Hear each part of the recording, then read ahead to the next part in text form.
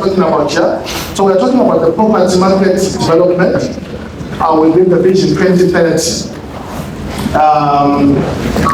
Broadly Harare, Zimbabwe, but Harare case in point. I would like to hasten and bring a very important issue to us all sitting here. So we talk about the Vision 2030. Where does it come from? Is it just a statement, which was thought by somebody?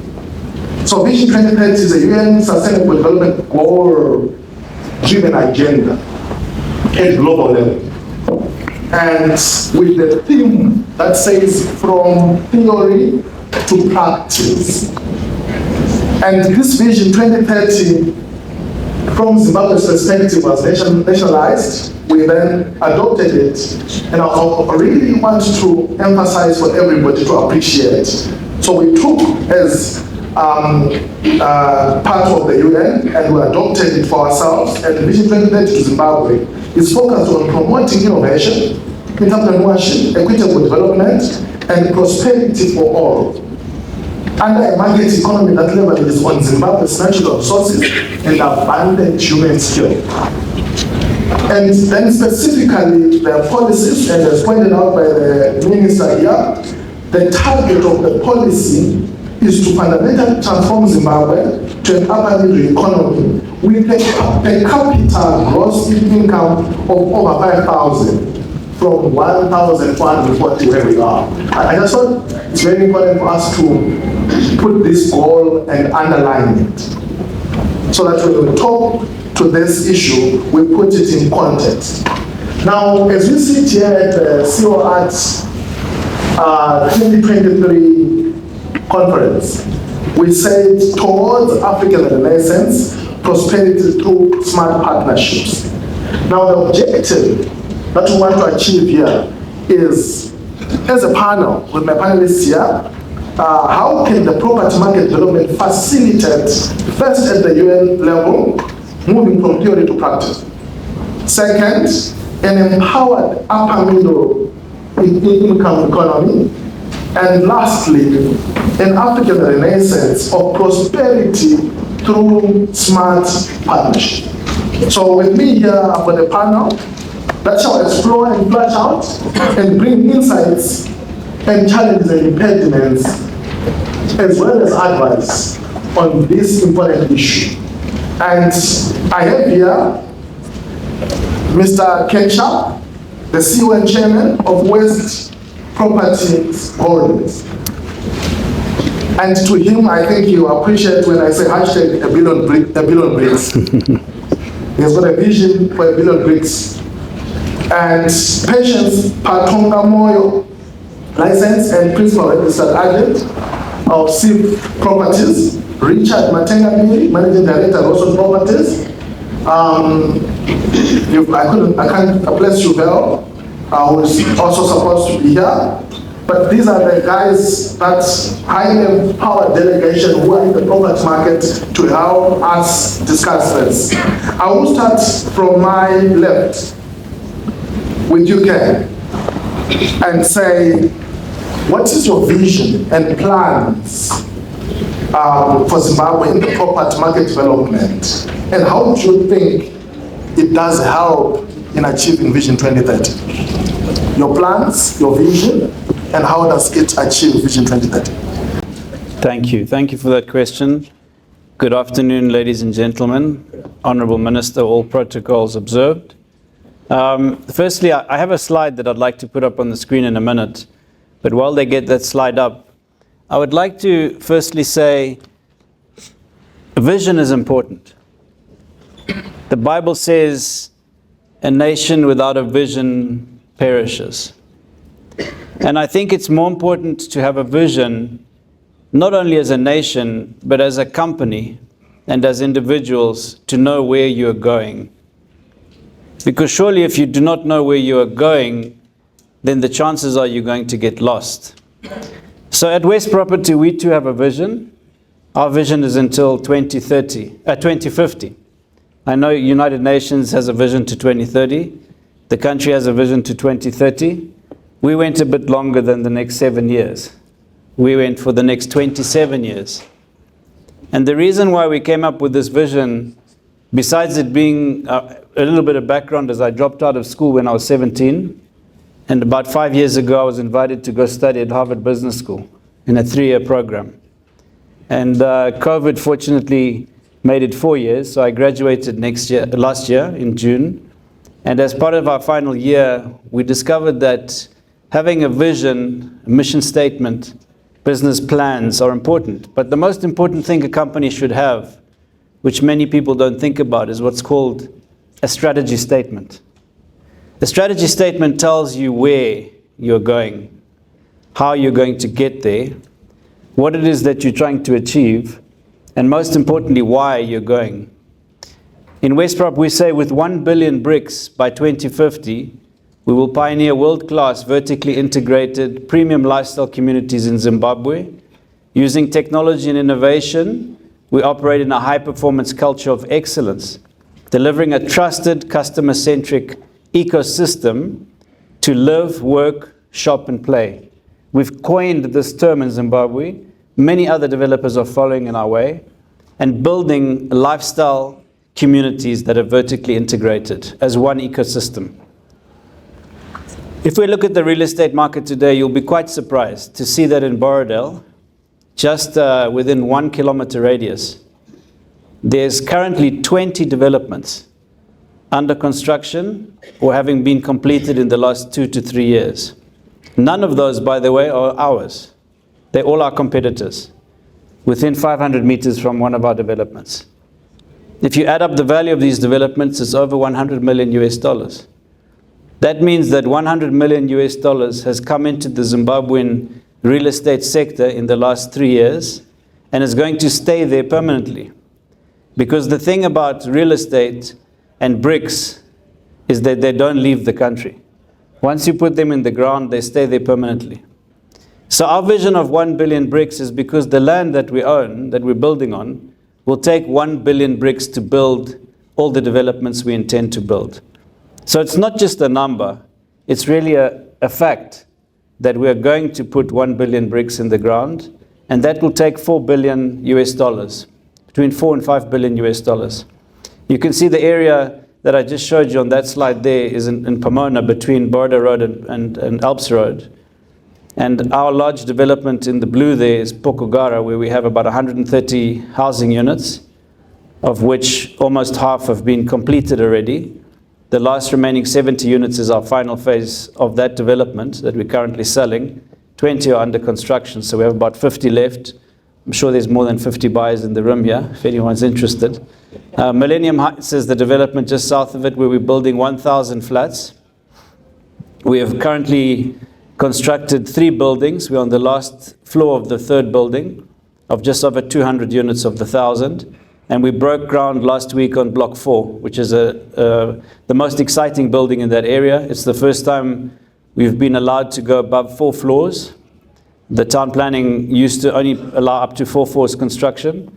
Block 4 is now 6 floors. And we're excited that we're going up not only in terms of quality, but in terms of height. So the last point I'll say is the value of our developments in that area is $500 million that is currently under construction. So if you take that plus the 100, we're talking of $600 million in the ground right now. So we were positively confident in the Zimbabwean economy, in the Zimbabwean future, and we are sure the 100% that Zimbabwe will become a middle-income society. It is very possible. Thank you.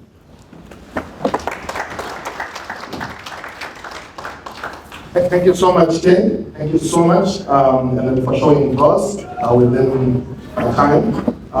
Actually, I hear you speak from the heart. Meaning you live this every day. I'll go to Patience and say, Patience, your vision plans so far, let's see, and how you will achieve Vision 2030. Thank you very much. I think at SIF, we don't only look at the people that can afford, but we want to consider everybody. And the challenge that is there, that the development that we have coming up are far, way out of reach for the ordinary person. So whilst, yes, we have a vision to be able to contribute to 2030. Our plan is we will engage the government to partner in achieving achieving housing for the majority, which is the low income cost housing, which is what we are working at. It is critical to note that Zimbabwe has a backlog of property. The government hasn't been a major player for some years, and the properties that are coming up are developed by private sector. The properties that are coming up are developed by private sectors, and the private sector, when they put up properties, for them it's for them to make a profit. So we have the majority of the people without properties, and unless we come up with a partnership with the government to address these challenges, I think we have problems. One of the challenges that so far we've had in trying to achieve this particular goal is that I think we are all aware of the National Strategic Development Goal, NDS1, which talks of the US dollar being discounted at the end of 2025, which has left us in a difficult position in that we are unable to even borrow from financial institutions to fulfill our Vision 2030. So whilst we have a vision to address these housing challenges, I think as we kindly call upon the government or the respective authorities to look at that, because that is our major hurdle. Thank you. Thank you so much. So, Patience is saying, the focus on inclusivity. There are those that cannot afford, who will not leave any man behind. And that's a focus, that's a vision. And I think talking through having everybody in the upper middle will come. Thank you. Richard, your take on this.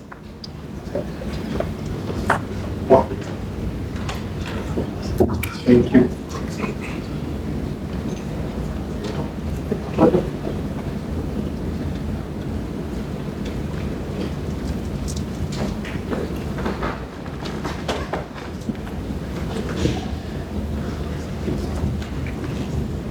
Thank you, Commissioner, and good afternoon to everybody.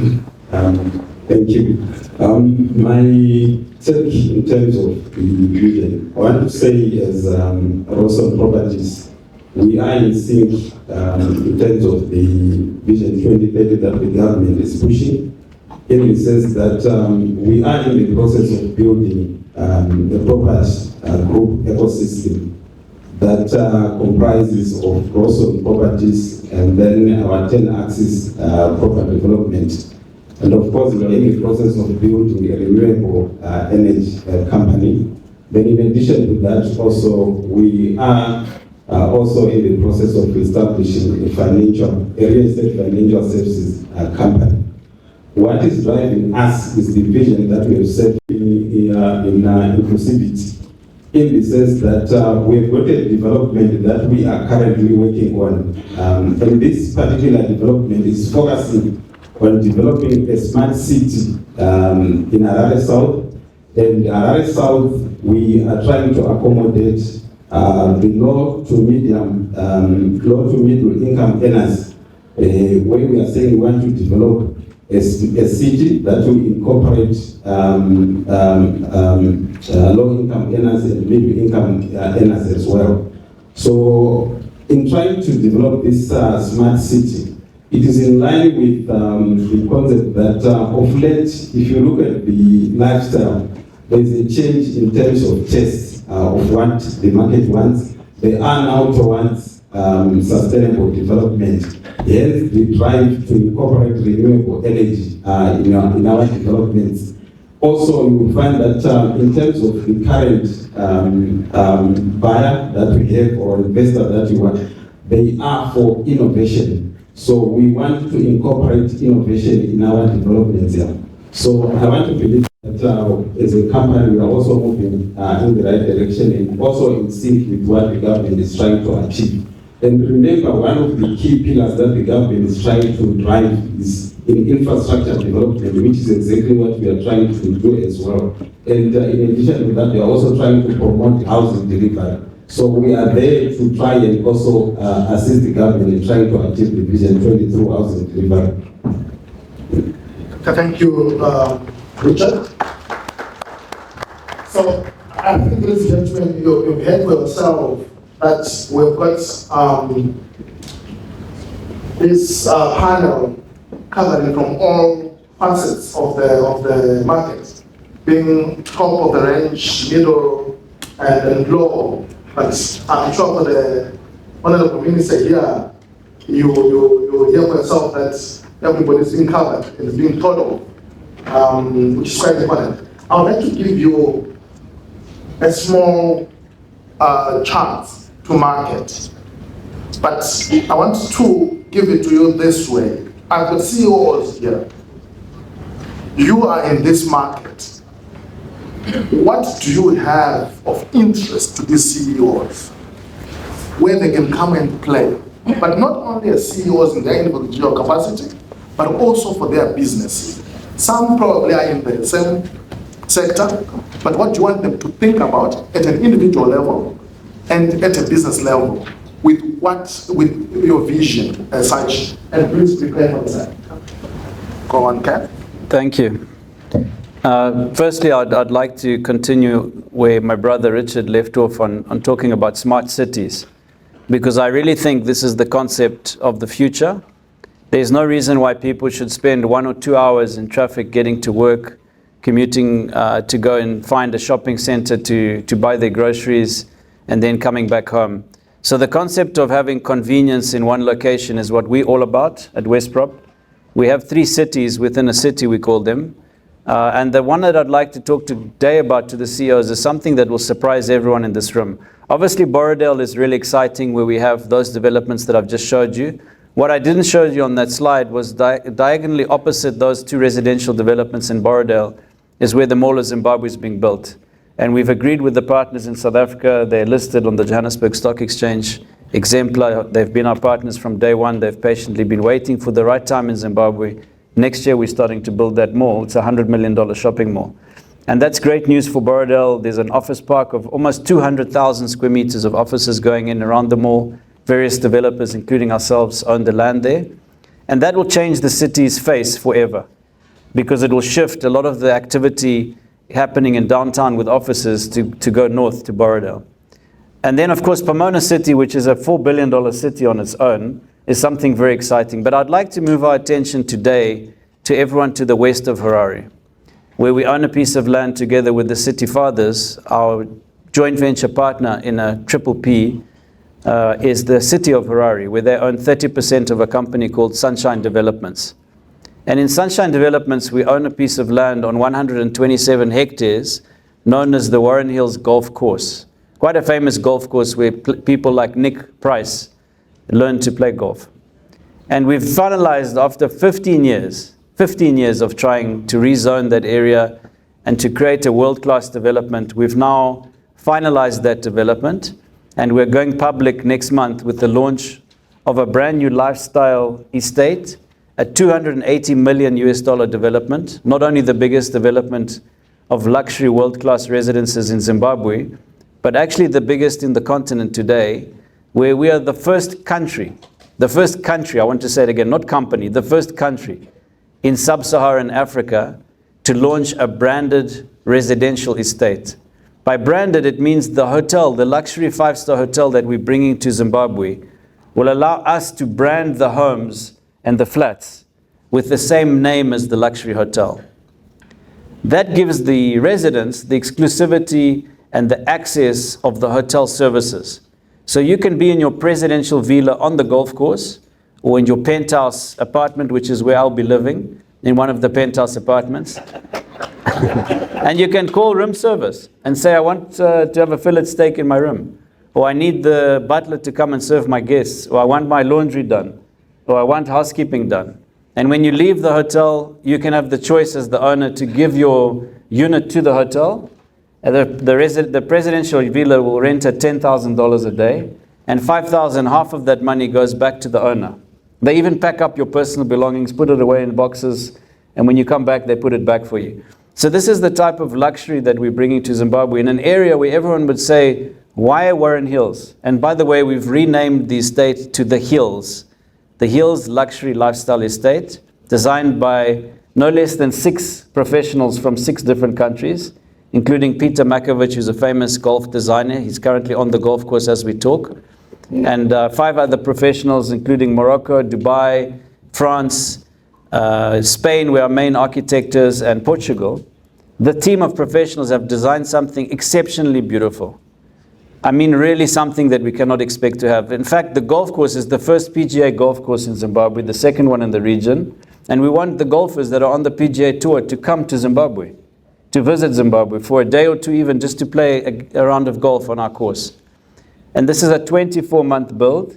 It's costing $10 million US, ladies and gentlemen, just for the golf course.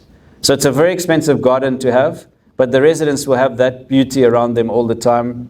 And because we're in lifestyle ecosystems, we looked at what else can you do other than golf. We're creating the first swimming academy. Kirsty Coventry's agreed to put her name on it. We're creating the first major tennis academy. We're creating a golf academy. Nick Price has agreed to put his name on the golf academy. The driving range is the first one on water. So there are many firsts in this estate, including the shopping center that we'll be building, an office park. So everything you really want to have within an oasis, only 10 minutes from the city center. And most importantly, if you look at the expansion of the city, and this is the reason why I wanted to talk about this today, the city is expanding westward. There's nothing we can do about it. Looks like the US government knew before our own government, because they built their embassy in Westgate several years ago. But our government then also built the Mount Hampton Parliament. And there's going to be 1 million people living in that new city. So when you think of the city node growing, everyone thinks, north, 𝗵𝗿𝗃𝗲𝗃𝗃, but in fact, the growth of the future of our city is west, northwest. If you take the airport where it is today, the new airport in Mount Hampton, the connection of those airports will go directly past Warren Hills, past our land. So we're looking at the future, way into the future. We're always planning ahead. Right now, I'm looking at our sales pipeline for 2026. We know what we're selling this year, next year, and 2025. We're already developing the pipeline for 2026. So we look at much further ahead than many people, because we can try to bring the market to the future we want to build.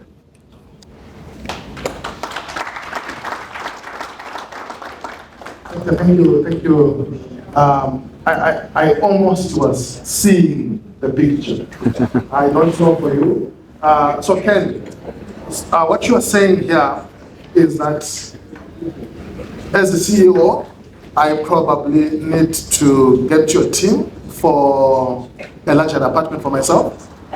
I'm sure what you are saying is, with all this development, with through smart partnerships, all these CEOs that are representing different companies, from building, from office supply and so forth, needs to be close by to be able to supply and input into this dream. News travels fast. On the plane while I was flying to Victoria Falls, I got 2 emails on our sales@westprop.com channel, because I see all the sales inquiries come in. And 2 of them were for suppliers of hotel amenities and hotel furniture. So I don't know how they knew, because we haven't launched it to the market yet.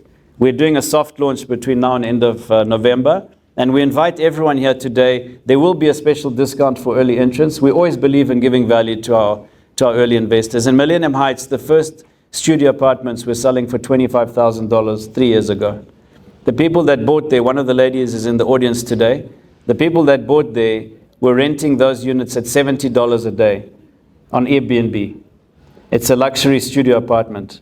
They could return their capital in just over a year from the rental income. We're talking of double-digit income on those units. The same units today are selling at $55,000 a day. So all I can say is, yes, everyone here today is welcome.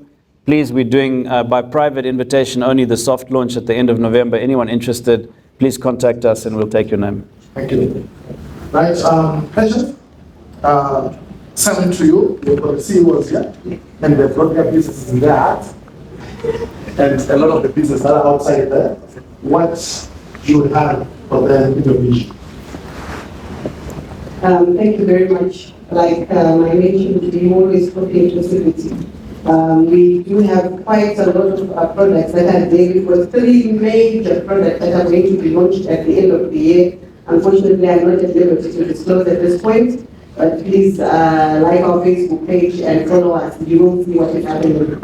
I just want to talk about our signature development, which is the 𝗑𝗿𝗿𝗃𝗲𝗿𝗁 estate in 𝗑𝗿𝗏. I think most of you have seen it. It went on the market a couple of months ago, almost sold out. We've got OK coming in, we've got a service station, everything. It's like you say, a lifestyle. It went on the market for $55 per square meter, and right now the current stands that are there are going as much as $65 per square meter. We also do have flats that are available on that apartment. And the good thing about 𝗑𝗿𝗃𝗲𝗿𝗁 is we have looked at what people can afford. So you've got your 30% deposit, you come and you have 2 years to pay the balance. So this is why we're saying we are not leaving anyone behind. We want to take all. We've also had a lot of corporates that are coming to purchase stands for their employees, and we're saying if you are interested in purchasing something for your employees, the pension fund, please do see me. I've also got brochures which I can share with you on the 𝗑𝗿𝗃𝗲𝗿𝗁 lifestyle village. We have Elma Park in 𝗑𝗏, which is 300 hectares of development that is coming up, and we will be launching it in December. So if you are interested in, so this is in Marondera. In Marondera, as you enter Marondera on your right, just after the railway line, we've got 300 hectares there. Please do see me. We also do have Penrose Estates phase 1. Phase 1, if you go to Penrose, the first phase that is there, we've got stands averaging 400 square meters, 400 to about 1,000. And when we are launching phase 2, we are looking at putting up apartments. And yes, we are considering 30% deposit and balance over a period. But like I did mention, we're looking at the National Strategic Development, which is NDS1, which talks about 2025. So once that is addressed, we can then say, no, come pay your 30% deposit and we give you 10 years to pay. I think that's the limiting factor that we currently have, where financial institutions are not prepared to lend beyond 2030, which then makes it very difficult and very expensive for all of us to go and borrow from the financial institutions. So like us, we are also affected. By that. We've also got a major development that is coming north of 𝗑𝗿𝗃𝗃𝗃𝗃𝗃. That one we will be launching very soon. For those that are interested, please just keep looking at our Facebook page. It's a massive development, and the commercial. I think we all do know that area is now heavily populated because it will also touch on commercial. So if you're investing in commercial property, the returns are excellent. I think this is what I will talk about for now, but I do have brochures of the other apartments because we also have apartments that are coming up within Borrowdale, we've got Greendale, and we've also got 𝗑𝗏𝗏. 𝗑𝗏𝗏, I think 𝗑𝗏𝗏 is very interesting. It's coming up next month. It's 55,000 for a 3-bedroom apartment, just after, you know, where they call 𝗑𝗿𝗿𝗃𝗲𝗿𝗁. So that's a bargain. So thank you very much. Thank you so much. I would like the CEOs to be thinking about attracting talent and retention. Those are the opportunities for housing schemes, for young retirement. There will be retirement sometime soon. So definitely, this opportunity, a few bucks of rent while you're playing golf at the hills. Okay, and getting a few bucks. So I think we need to bring this context, okay? And I'm sure with financial intermediaries here, we're also looking at this and say, how can we support? Richard, what do you have for the CEOs and their business? Thank you.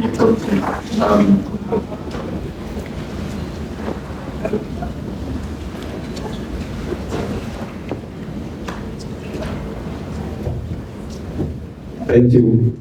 I think I want to try and draw you back to the city that I'm building in Harare, South there.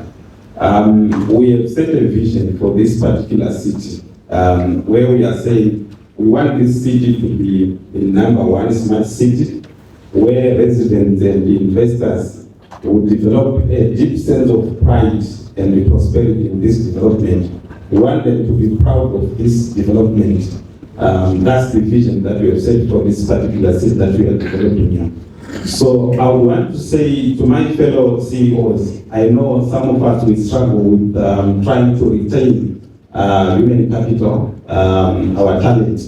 So this is an opportunity to come to us where we can have an arrangement where you can try and buy for your employees so that you are able to retain your talent here. That's one. Number two, I know that in the past and even up to this point, we sometimes struggle in terms of what we can do with our RTGS balances here.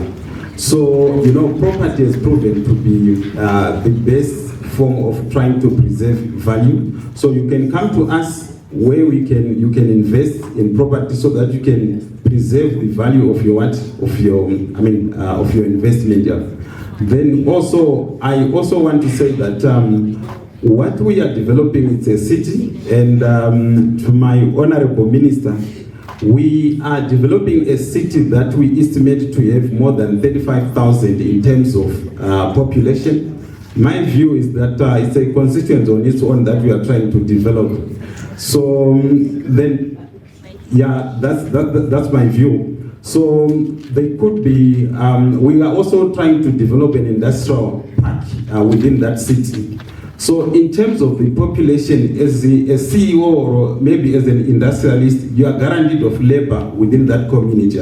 So it's a very good place, in my view, to try and come to us and invest in that city. Thank you. Thank you so much. Thank you. Honorable Minister, I think Richard is also saying he would like to be an MP in his city. Allow me to just hit on something as I listened, and I don't know for all of you. I come from a culture where we had our own homestead, Kumusha. A culture where we had a standalone house. These are the cluster houses that are coming up. I come from a place where we see a few malls not doing so well. Some actually closing off. A number are there. This is 𝗑𝗏𝗃𝗃 and 𝗑𝗏𝗃𝗃𝗃. There is a phenomenon of informalization. This is the big business. Does this ring a bell? Does this say something to the vision and the plans which we have? And how do we think we're going to answer? Okay. I think I'll speak to the segment that we're in. I believe there's horses for courses, and in our particular market, we aimed at the top end of the market for a specific reason that's where we want to go in the future. And in that segment of the market, it's very clear that the customers are discerning, and the producers or the providers, the developers who will have the superior product are the one that will attract the customers. So when it comes to culture, I think it's important as well to look at the Zimbabwean culture in the way that people like to socialize. Even in Kumusha or in the high densities or wherever people have been living in the past, you'll find people congregating together. Yes, we have our private properties, and some of us have built high walls and security because of necessity rather than because of want. I think we want as a people to talk to our neighbors. We want as a people to go to areas where we can socialize. We want our children to be able to walk in the street and feel safe, to play with other children as they grow up. Many cities in the world are able to provide this. And this is the idea of our lifestyle estates, that it's a secure estate on a very large piece of area where people can congregate. We create social areas of recreation, of amenities, of sporting, of entertainment, so people can come together in those areas and communicate with each other. And I think the time of high walls and of separating your homes is gone. I do believe that in the future we're going to continue to see densification of the city, and it's actually a policy in the city of Harare to densify our city. Thank you so much. I'll quickly ask for the other team here, Mr. Martina. That's two key focus areas. If you were the local government minister to deliver Vision 2030, what would you focus on?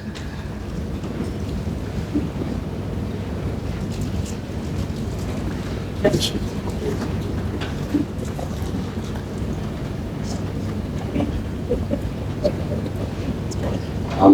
you. I think what I would try and do is to make sure that we try and improve in terms of efficiency or effectiveness, especially on the aspect of approval of paperwork. Because what I've experienced in the past is that we see a lot of land developers or land owners who want to try and create value out of their land which they currently have. But one of the biggest challenges which they have is that it takes time to get approval. Where sometimes where it's supposed to take about 3 to 6 months, you sometimes go for a year or even beyond that before you get approval. So if I were given the opportunity, I would try and make sure that there is efficiency and effectiveness in terms of trying to the approval aspect here. Then I would also try and make sure that I address the issue of bulk infrastructure in terms of water, in terms of sewer reticulation system as well. Because currently we've got some areas that have been dry for quite some time, and that has affected the values of those properties within those places. So I will make sure that there is water and then sewer reticulation system in the urban areas. Thank you very much. Just want to add also that if I were the minister, I would also look at the cost of submitting development plans. I mean, it's way out of reach. We cannot afford to do that. And then also, one thing that I want to look at, because there's a lot of focus on Harare, and we tend to miss the other areas like 𝗛𝗿𝗿𝗄𝗏, like we are actually in Victoria Falls. And one of the reasons which I think developers shine with other cities is the cost of putting infrastructure is the same, but what you get after you put the infrastructure is very different.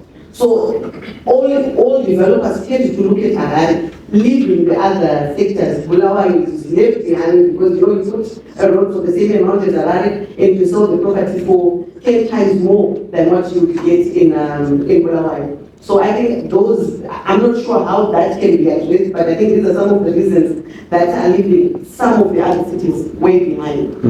Lastly, Mr. Ken, if you were the finance minister, you were talking about Airbnb, you were talking about what economic policy, one or two, you have the Z coming, does it enable the market development that you're talking about? It's a very pertinent question. I was sitting exactly in this spot. I don't know why I'm on the same seat, but I was exactly in this seat at ZCon last week, the Zimbabwean Economic Conference that hosted by the Ministry of Finance. And my whole paper presentation was based on not the de-dollarization of the economy, but the continuation of the dollar. So for us to aspire to become an upper middle income country by 2030, my view is it is impossible if we remove US dollars. And therefore the government's policy to only allow US dollars to 2025 is short-sighted. It needs to be indefinite. Yes, we have to have our own currency, but there's no reason why we should ban any other currencies, be it the US dollar or the British pound or the Japanese yen or anything else. I think the economy is based on the market. It's a live, living animal. The market doesn't lie. It tells the truth. And I presented a document which showed a property that I bought 15 years ago in Harare. And I sold it, I bought it for 110,000 US dollars. It was an old building that I renovated, painted up as an office, sold it. And when I sold it for about $500,000. And the people that ended up buying it were in the room and confirmed it's now worth over $1 million. So that's almost a 10 times return in 15 years. I bought another property in South Africa in Bryanston for $2 million US dollars 15 years ago and sold it this year for 700,000 US dollars.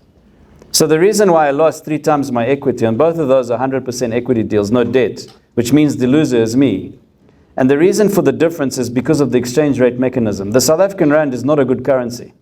And for that reason, I won't invest in South Africa. The Zimbabwean economy is a very good investment currency because you're sure that when you put US dollars in, you're going to get US dollars out.